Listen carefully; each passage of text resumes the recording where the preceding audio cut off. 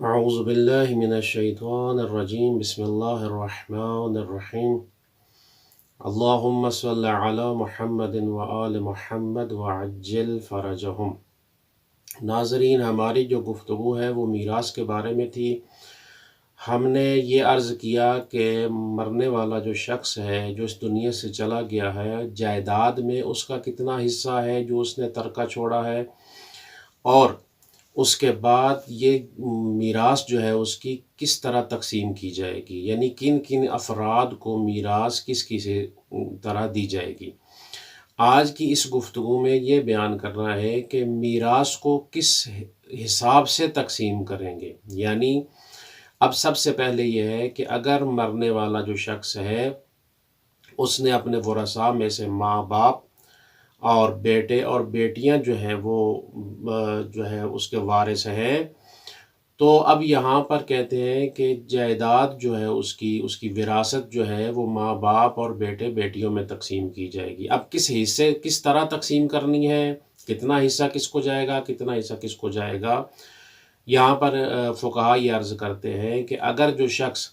دنیا سے چلا گیا ہے اس کے ورثاء میں صرف ماں اور باپ باقی ہیں، یعنی اس کی اپنی اولاد نہیں تھی،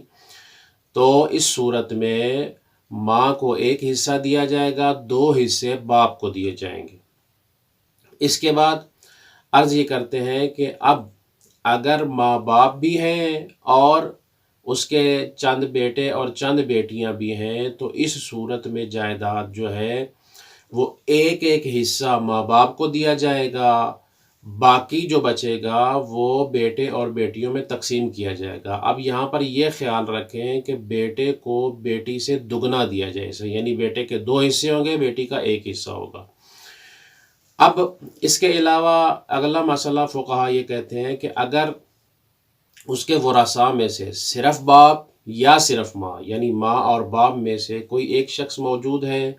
اور اس کے علاوہ اس کے ساتھ ایک بیٹا موجود ہے، تو جائیداد کو یہاں پر جو ہے وہ 4 حصوں میں تقسیم کیا جائے گا۔ ایک حصہ جو ہے وہ باپ کو دیا جائے گا اگر باپ موجود ہے، یا ماں کو دیا جائے گا اگر ماں موجود ہے، باقی جتنے حصے ہیں وہ سارے بیٹے کو دیے جائیں گے۔ یہ یہاں پر یہ مسئلے تھے اس حوالے سے کہ جائیداد کو کس طرح تقسیم کیا جائے۔ اب ایک مسئلہ جو زیادہ مہم ہے وہ یہ ہے کہ اگر ایک شخص جو اس دنیا سے جا چکا ہے اس کے نہ تو ورثاء میں اپنے ماں باپ ہیں اور نہ ہی اپنی اولاد اس کی باقی ہے، تو اب جائیداد جو ہے وہ کس طرح تقسیم کی جائے۔ جیسے ہم نے گزشتہ ویڈیو میں کہا تھا کہ گروہ بندی جو ہے، جس طرح ہم نے گروہ بنائے تھے کہ پہلے نمبر پر کس کو دی جائے، دوسرے نمبر پر کس کو دی جائے، تیسرے نمبر پر کس کو دی جائے، اپنی اولاد نہ ہونے کی صورت میں جو جائیداد کا وارث بنے گا وہ اس بیٹے یا بیٹی کی اولاد جو ہے وہ جائیداد کی وارث بنے گی۔ اب جتنی بھی جائیداد ہے اس کو آپ تقسیم کریں، اس کا 1 حصہ بیٹی کی اولاد کو جائے گا، 2 حصے بیٹے کی اولاد کو جائیں گے۔ یہ اس طرح جائیداد جو ہے وہ تقسیم ہوگی، اور انشاءاللہ خداوند متعال ہمیں توفیق دے کہ ہم ان امور کو، ان مسائل کو صحیح طریقے سے انجام دیں۔ وعلیکم السلام ورحمۃ اللہ وبرکاتہ۔